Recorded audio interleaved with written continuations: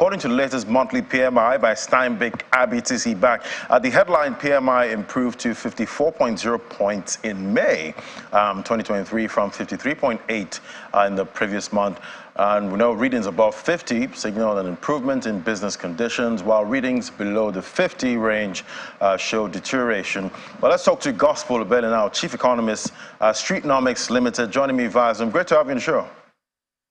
Good morning, Ladi. Thank you for having me. Fantastic. So it looks like business conditions are improving, according to the PMI reading for May. We did see March, that fell below the 50-point level by 42.3 points but it looks like with the cash crunch easing, things are getting better.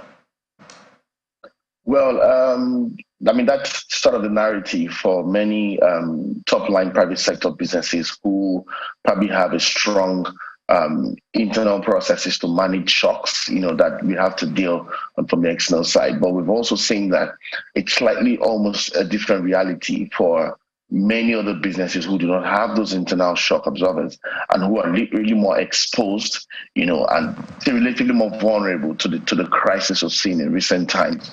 We've also seen that cost of production and has impacted on lots of MSMEs, and we've seen as MSMEs move from formal sector, quote unquote, to playing on the informal sector, to a large extent semi-formally on the fence of things. So yeah, it's the narrative is slightly true for private sector stakeholders who have the bandwidth to manage risk more relatively, but I do not think it is comprehensively so, for the critical mass of MSMEs who are, at the front line of dealing with market risk on a daily. And now that President Tinubu in his inaugural speech, he said, subsidies no more. We're already seeing the writing on the wall. We're seeing the impact of that already, and that's driven PMS pump price higher. How do you see this impacting PMI reading for June? Well, there may be some slight reference to that.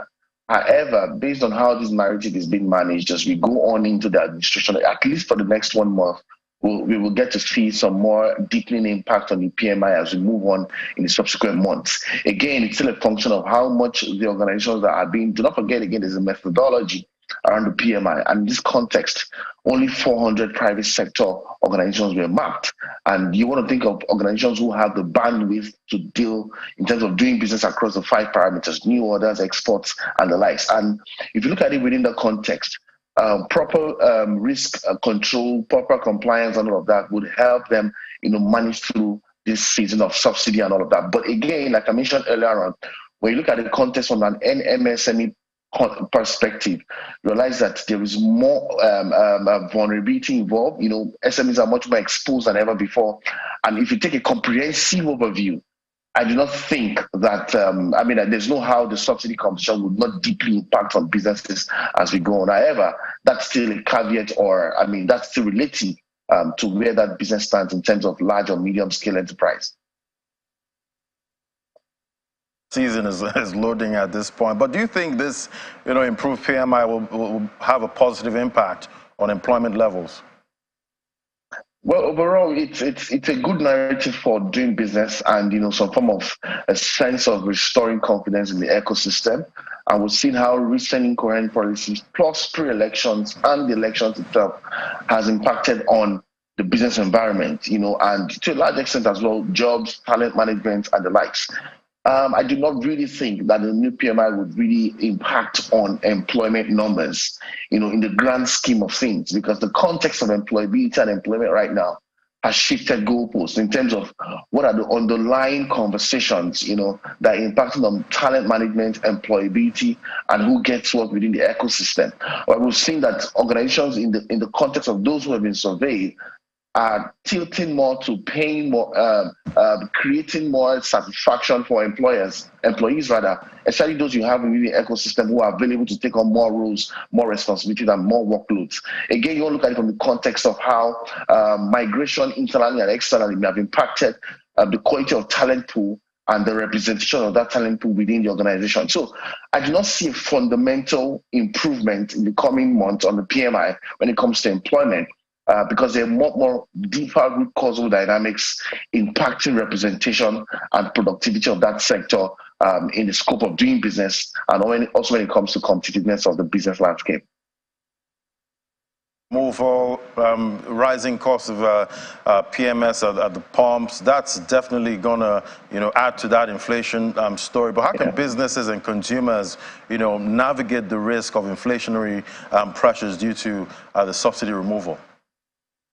Yeah, but I mean, to a very large extent, we're dealing with more VUCA realities. And because of where Nigeria is on the developmental ladder, all right, our VUCA reality is much more, it's much more, how like complicated or complex, as it were. And we've also seen a situation where, Nigerian businesses or business leaders are primarily seeking to manage the change, if at all they're seeking to do anything about the change. And what we've seen is that strategy over the years has become reactive, and as a result, B2B and the like. So, in context to what businesses need to do differently, as we face the new realities, as we engage the new realities we're faced with, will be number one, think of moving from change management to change leadership. How can we interact with the ecosystem, the elements of the economy that we're in right now, and then seek to navigate or influence that change more positively?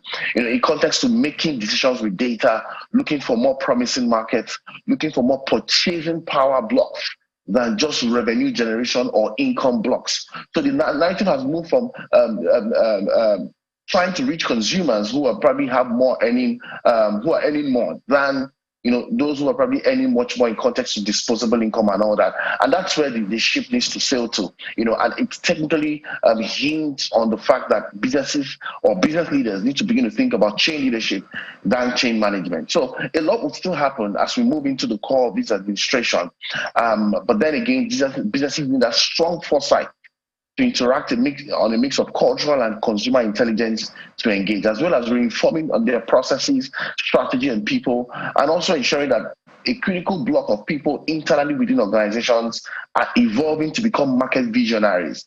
All right, how can the CEO, CFO, head of strategy, head of product, head of operations look into the market and interpret where the business is and where the business can be, rather than trying to look inwards and ask themselves, what can I do in my function only to grow the business?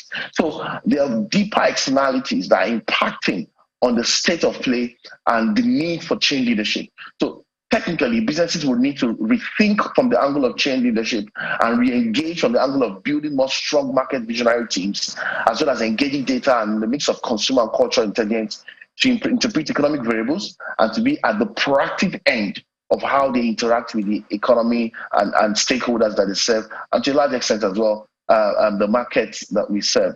It would be important to also add that it would be nice for the new administration to do all it can to expand and grow markets, all right? And being the fact that our markets are not growing enough is also a call for worry, because it means that the competition and how far businesses can grow and scale, all right, is limited. Because again, it's limited in the context of how much you've enabled that market to scale or grow into a very large extent. And so a lot more investments have to be put forward in terms of infrastructure, in terms of enabling external markets, in terms of reworking, in terms of organizing and formalizing engagement in the service sector, to interact with stakeholders globally and all of that. Those things will go a long way to expand our market positioning and also give businesses more opportunities for them to interact and play in the ecosystem.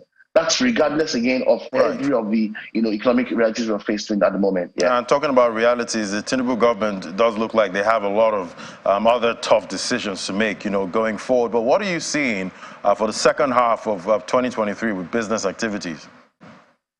Well, to a very large extent, I think business activities will pick up, but not at the pace we'd expect.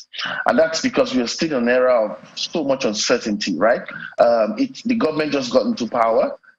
There's a big conversation on setting up your cabinet and quote unquote hitting the ground running, and the quality of people who would be in that cabinet to drive the engagement, as well as how the whole narratives in the judiciary space and the court injunction argument, around the outcome of elections can be dealt with and closed out as soon as possible, so that we can quote unquote return back to normal. That's returning back to normal and ensuring that there's a level of certainty and confidence back again in the system is very critical for for businesses to take off and to scale within the times we're in. But it's quite worrisome, that we are already in June, and over time takes about 6 weeks, so almost a quarter, to put in the cabinet and all that by virtue of what past administrations have done.